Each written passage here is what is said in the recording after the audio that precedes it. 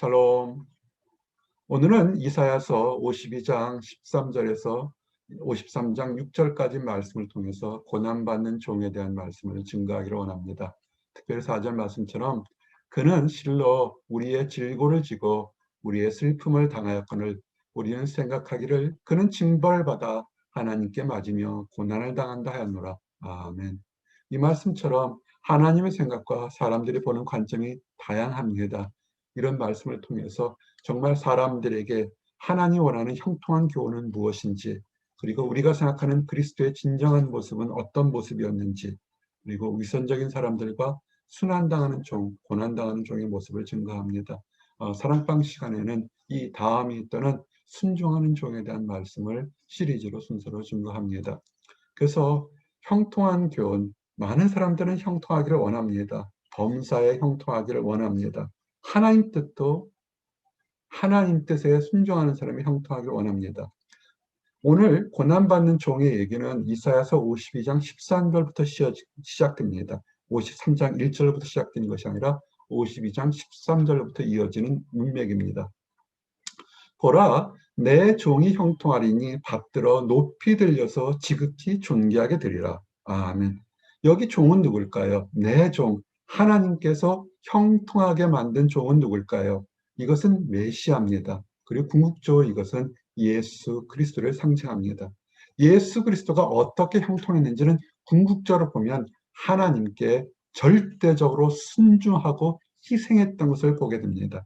그래서 우리들도 이 땅 살면서 그리고 하늘나라 갈 것까지 형통하기를 원하면서 우리 주님이 어떻게 형통했는지를 알기를 원합니다.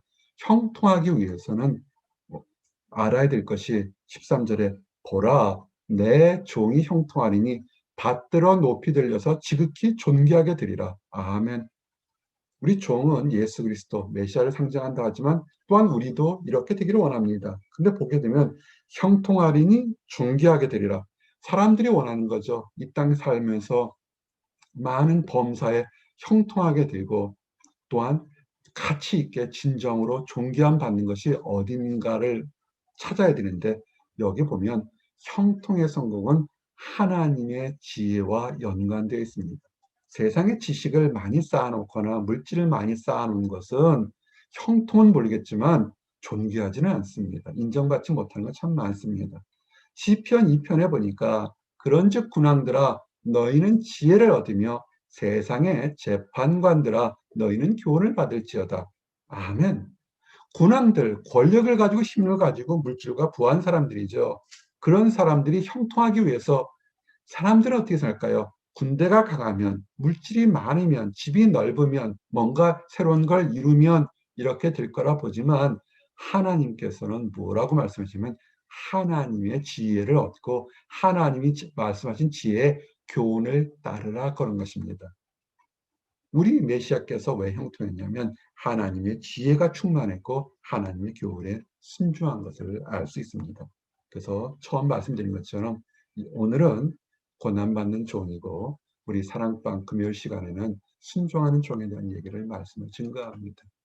그 지혜는 다니엘서 12장에 있는 것처럼 지혜 있는 자는 하나님 말씀을 사모하고 하나님께 순종하고 하나님의 뜻대로 살려는 사람은 어떻게 되냐면 궁창의 빛과 같이 빛날 것이요. 사람들은 스타가 되기를 원합니다. 유명해지기를 원합니다. 신문지상에 내 이름이 나와서 사람들이 와 하고 떠들기 원합니다. 근데 예전이나 지금이나 사람들 세계는 이건 다 원하는 것이었습니다. 그 당시에도 유명한 사람들이 있었습니다. 근데 성경은 세상 사람들의 판단과는 다르게 그것보다 하늘의 별처럼 정말 영원히 빛날 수 있는 것은 뭐냐면 지혜 있는 사람이고 하나님의 지혜를 갖고 순종하는 사람인데, 그 지혜가 어떤 거냐면 많은 사람들을 옳은 대로 돌아오게 한 자는 별과 같이 영원히 빛나리라. 하나님이 하는 사람들의 종이 존경받는 이유가 여기 하나 있는 것입니다. 세상 물질이나 명예를 탐하는 것이 아니라 한 사람이라도 옳은 대로 돌아오게 하는 것을 때 칭찬받는데, 한 사람도 아니고 많은 사람들을 옳은 대로 오게 되면 얼마나 칭찬이 크겠습니까?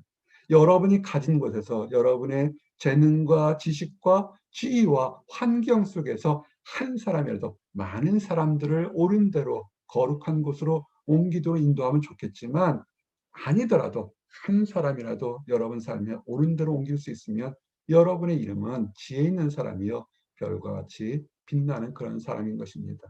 여러분이 지금 있는 곳은 하나님께서 여러분 주변에 있는 사람들을 빛나는 곳 하나님께 옮길 수 있도록 복음을 전하는 것입니다.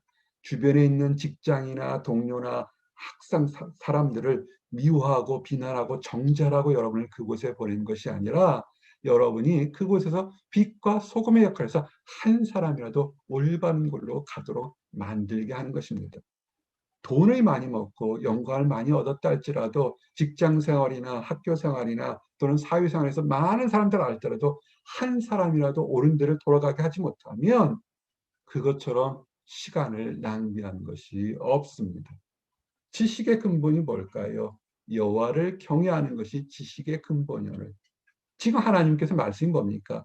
지혜 있는 자가 빛나고 인정받고 존경받는 건 세상은 어떻습니까? 가진 자가 존경받습니다. 종교계에도 마찬가지예요. 크고 많이 가진 자가 존경받습니다.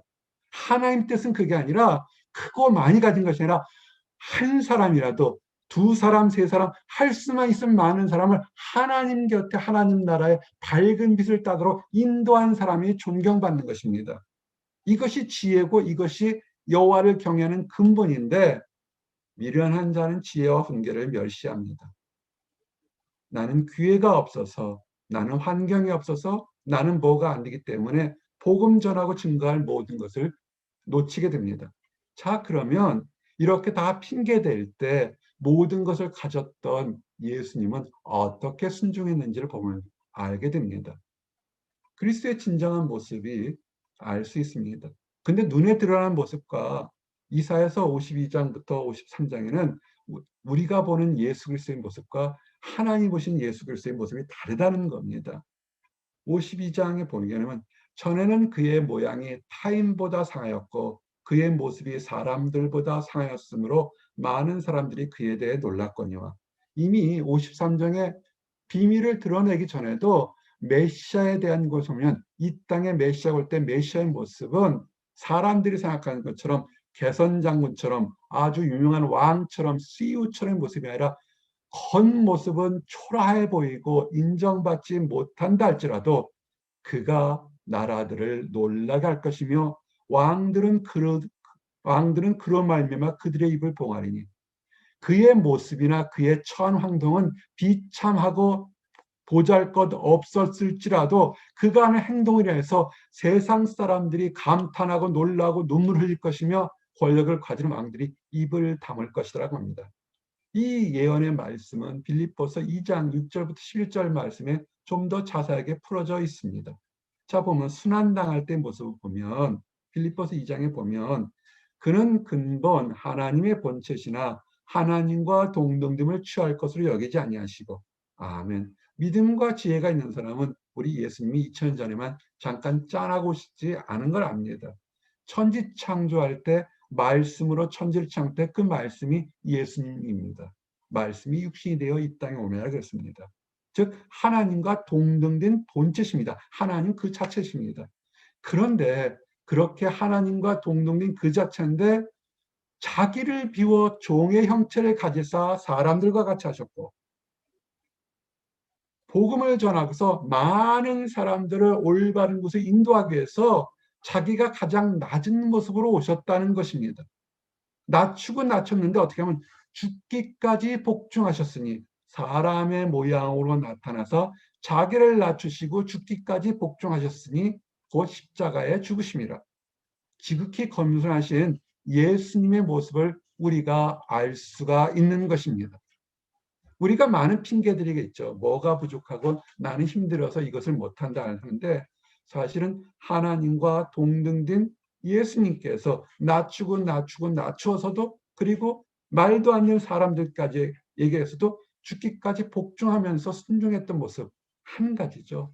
많은 사람들, 허다한 많은 사람들, 과거와 현재 미래의 많은 사람들을 올바르게 인도하려는데 그러나 사람들은 다 무시했습니다. 왜?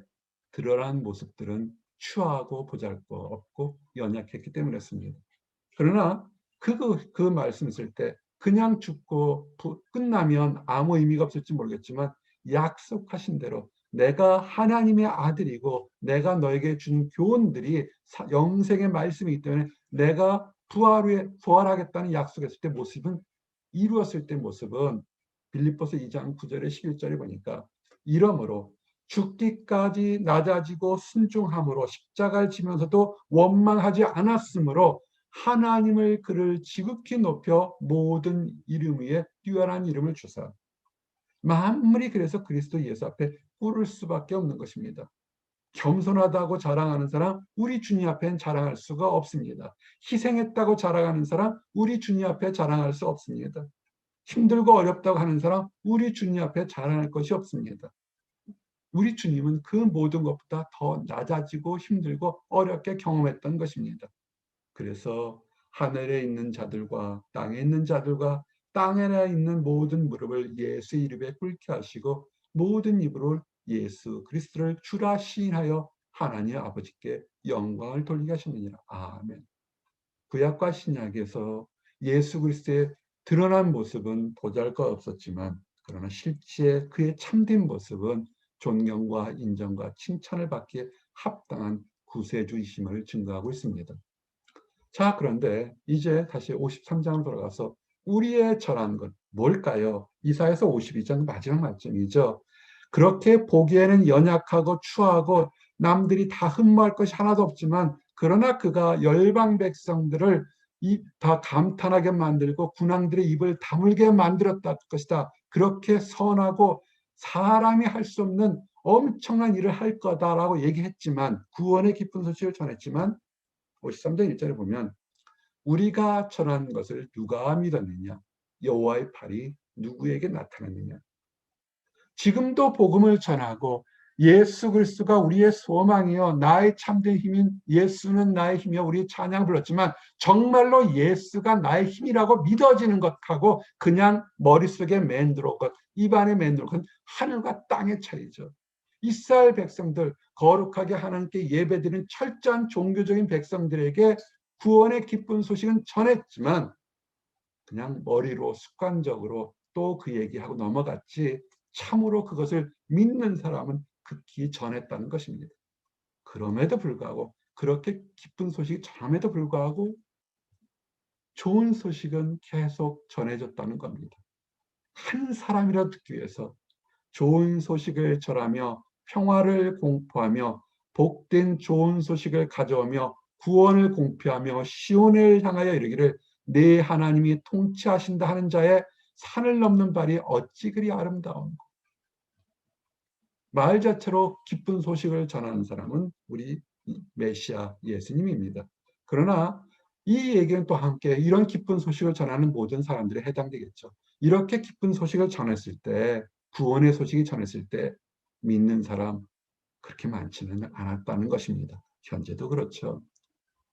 52장 10절에 보니까 여호와께서 열방의 목전에서 그의 거룩한 팔을 내셨으므로 땅끝까지도 모두 우리 하나님의 구원을 보았도다. 아멘. 53장에서 2절에는 보면 히브리 백성들, 이스라엘 백성들에게만 구원을 전했다 이렇게 생각할 수 있을지 모르겠지만 바로 앞절에 보면 뭐가 있냐면 그 구원의 복음은 이스라엘 백성, 히브리 백성들만 위한 것이라 열방의 백성, 그 당시 이방 사람들까지도 복음이 전했다는 것입니다. 이스라엘 사람들의 종교적인 관점은 우리들만이 선택받았다는 것입니다. 그러나 하나님께서는 그렇게 편협하게 사람을 사랑하지 않으셨습니다. 이스라엘 백성들이 가장 믿고 따르는 예언서인 이사야서에서도 이스라엘 백성들뿐만 아니라 열방 백성까지에도 구원에 대한 약속이 선포되어 있다는 것을 증거하고 있는 것입니다. 이렇게 선포되어 있지만 그러나 믿는 사람들은 그렇게 많지 않았습니다. 지금도 그렇고요. 이사야 53장 2절에 현재의 모습을 봅니다. 그는 주 앞에 자라나기를 연한 순 같고 마른 땅에 나온 뿌리 같아서 고운 모양도 없고 풍채도 없은즉 우리가 보기에 흠모할 만한 아름다운 것이 없도다. 성경의 예언은 메시아가 이 땅에 올 때 사람들이 생각하는 것처럼 전 세계를 제패하는 왕이나 전 세계 사람들이 깜짝 놀라서 천재의 모습으로, 영웅의 모습으로 오지 않고 그 모습은 굉장히 부족하고 연약한 것을 모습으로 이 땅에 올 거라 얘기했습니다. 이렇게 왜 왔을까요? 사람들의 모습이 마음이 악하기 때문에 그렇습니다. 참된 모습으로 참된 능력과 사랑을 가지고 와도 그 내면을 보는 것이 아니라 겉으로 드러난 악한 것만을 바라보기 때문에 그렇습니다. 깨달을 것이 뭘까요? 보라 내 종이 형통하리니 받들어 높이 들려서 지극히 존귀하게 되리라. 사람들의 모습에서는 흠모할 것이 없다 할지라도 전에는 그의 모양이 타인보다 상하였고 많은 사람들이 그에 대한 놀랐거니와 이사야서 52장 13절 15절 말씀에 보게 되면 자기를 비워 오신 예수님의 처절한 그런 순종과 겸손함과 온유함이 있습니다. 우리는 어떻게 해야 될까요? 영적인 분별력이 있어야 되죠. 현대를 사는 우리들 크리스천들도 화려한 것, 내게 이득되는 것, 도움되는 것이 아니라 살아 숨쉬는 공기처럼 참되게 우리를 인도하는 예수 그리스도만을 바라보는 모습이 있어야 된다는 것입니다. 왜 복음이 전에도 알아듣지 못했을까요? 하나님에 대한 지혜가 부족했고 교만과 욕심이 눈과 귀를 가렸습니다. 수없이 많은 이유들이 있어요. 복음을 전하라고 인생을 살아라 하지만 수없이 많은 이유와 변명과 타협점들이 있습니다. 깨닫지 못하기 때문에 그렇습니다. 에베소 1장 17절 18절에 보면 하나님의 지혜와 분별력을 가지라고 합니다. 우리 주 예수 그리스도의 하나님 영광의 아버지께서 지혜와 계시의 영을 너에게 주사 하나님을 알게 하시고 마치 부흥집회 가면 혼자만 계시의 영을 받은 것처럼 막 펼치는 사람들이 있습니다. 그것은 아니에요.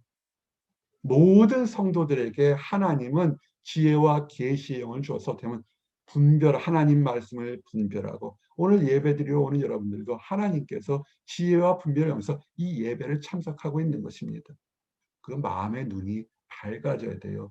그의 부르심의 소망이 무엇이며 나와 여러분은 이 땅에 보스턴에 워싱턴 DC에 아틀란티에 한국에 우리가 함께 있었다 또 떨어져 있는 것처럼 다 이유들이 있다고요.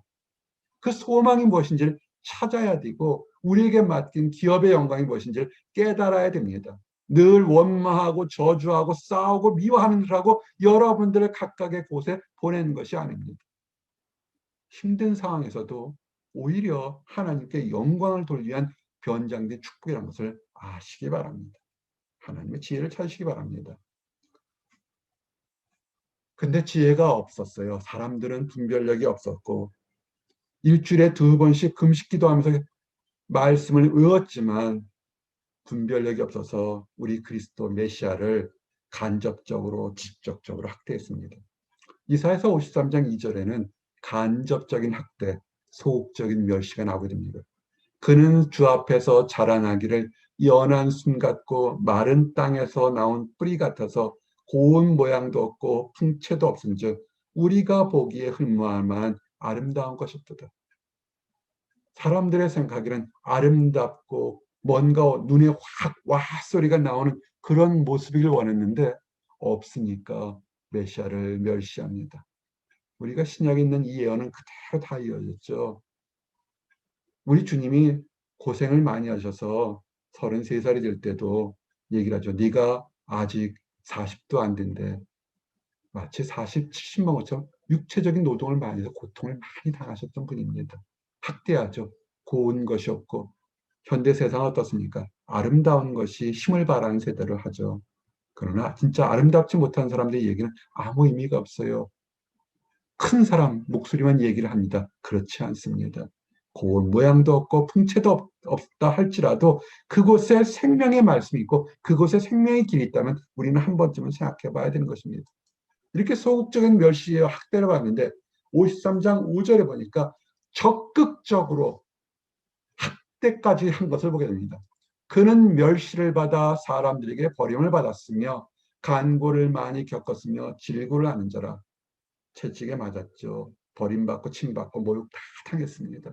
마치 사람들이 그에게서 얼굴을 가린 것 같이 멸시를 당하였고, 오병이의 기적대는 어땠어요? 수천 명 기록된 사람들만, 그보다 더 많은 사람들이 주님을 걸고 주님 옷자락이라 잡으려고 난리쳤는데, 갑자기 모든 사람들의 죄를 대신 지려고 십자가 지어야 될 타임에는 다 얼굴을 가리고 조롱하고 십자가에 매달라 목소리가 높였다고요.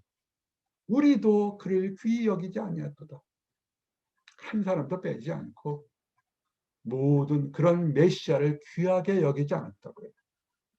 그런데도 참된 하나님의 진리를 무시하고 죽이기까지 앞장선 사람들까지도, 이런 사람들까지도 용서하시고 구원하라는 하나님의 처절한 예비하신 사랑이 있다는 것을 우리가 알아야 됩니다.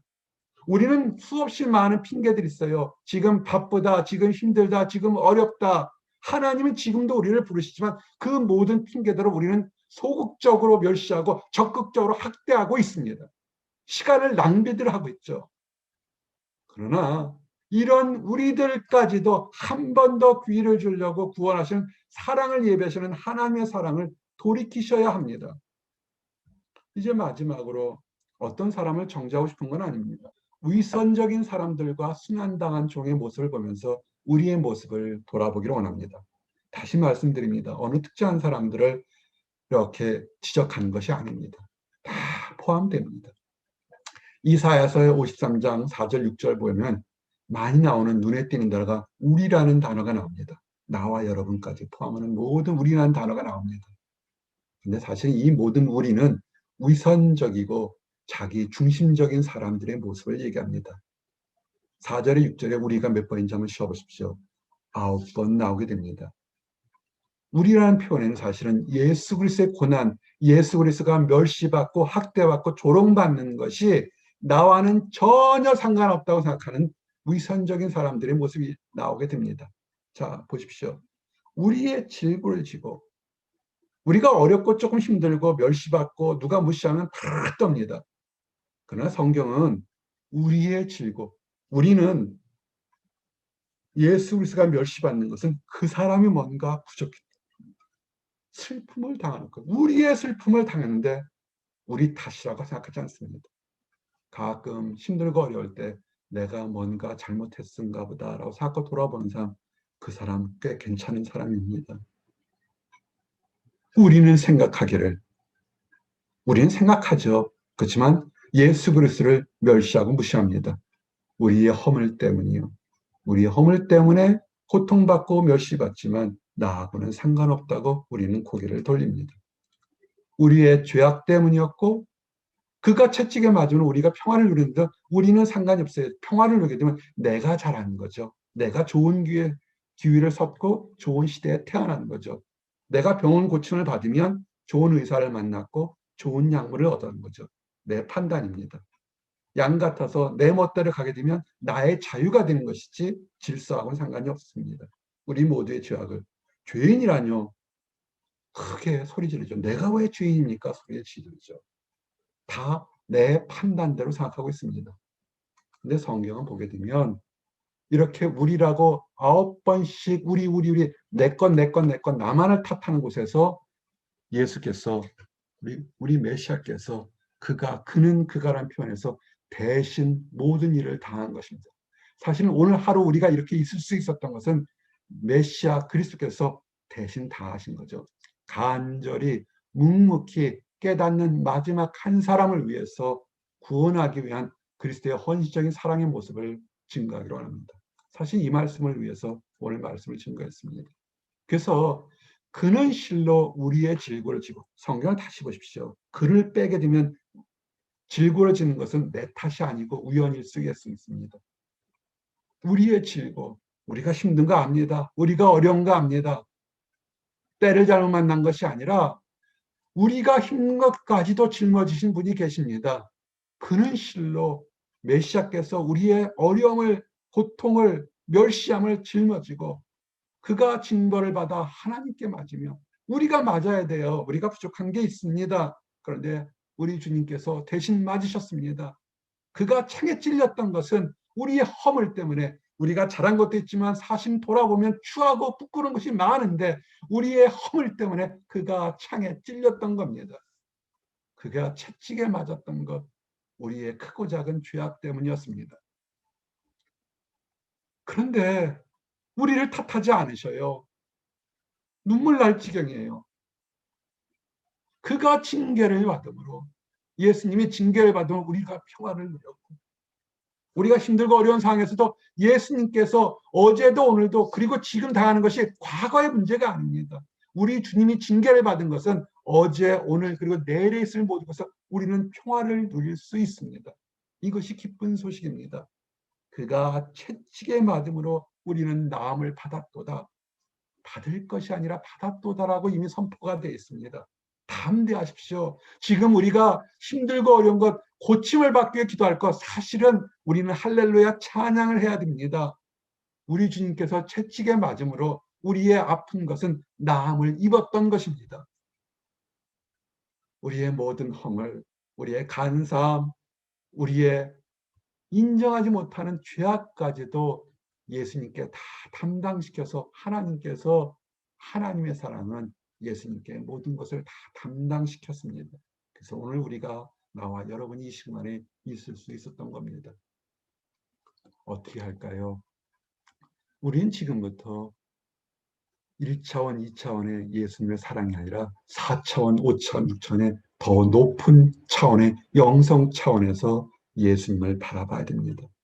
그 예배서 3장 말씀처럼 그 너비와 길이와 높이와 깊이가 여기다 시공을 초하는 걸 치우니까 차원이 5차원이 넘겠죠. 우리 안에 있는 현재의 문제를 바라보는 것이 아니라 그 모든 차원과 시공을 통해서 예수님께 하셨던 그 사랑을 깨달아서 하나님의 충만한 것이, 하나님의 충만한 사랑이 나와 여러분에게 충만하게 있기를 원합니다.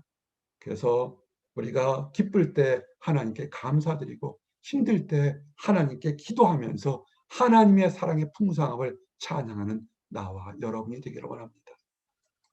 이제 말씀을 정리합니다. 예언이었고 역사적인 사실로 증거된 사실들입니다.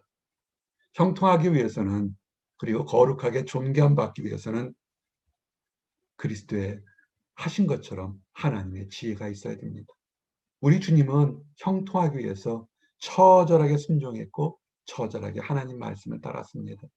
그리스도의 진정한 모습은 눈으로 보는 것은 연약하고 보잘것없고 아름다운 것이 하나도 없었지만, 그러나 그의 내면 세계 하나님 말씀에 순종하면서 그 어떤 세계도 입으로도 말할 수 없는 거룩한 사람이 되었습니다.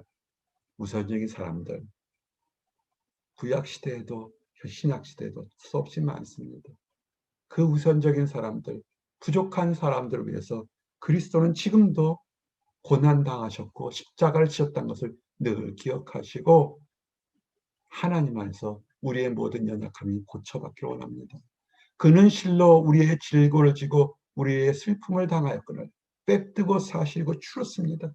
우리 주님께서 우리의 모든 것을 지고 다 당했지만 우리는 우리 생각만 하게 해서 그가 징벌을 받는 것은 하나님께 맞을 만한 짓을 했다고 남 탓하고 있었던 것입니다. 여기서 벗어나서 하나님의 사랑을 깨닫는 나와 여러분이 되기를 원합니다. 기도하시겠습니다. 하나님 감사합니다. 우리의 모든 죄악과 허물과 교만함과 나태함과 무능함까지 다 짊어지시고 십자가에 우리의 죄값을 위해서 죽으신 우리 주님을 찬양합니다. 또한 그리스도의 사랑을 기뻐하시며 우리 주님을 죽은 자 가운데 두지 않으시고 3일 만에 부활하게 하시고 하나님 우편에 두신 하나님의 사랑도 찬양합니다. 아버지, 이 모든 사랑을 겪고 체험하면서 우리가 이 땅 살아갈 때 어떻게 살아가야 될지를 더욱더 깨닫게 하심 감사합니다. 하루하루 기쁜 소식을 전하며 복음을 전하는 기쁜 소식이 될 수 있도록 인도하여 주시옵시고 주님과 함께 은혜롭게 살아가도록 허락해 주시옵소서.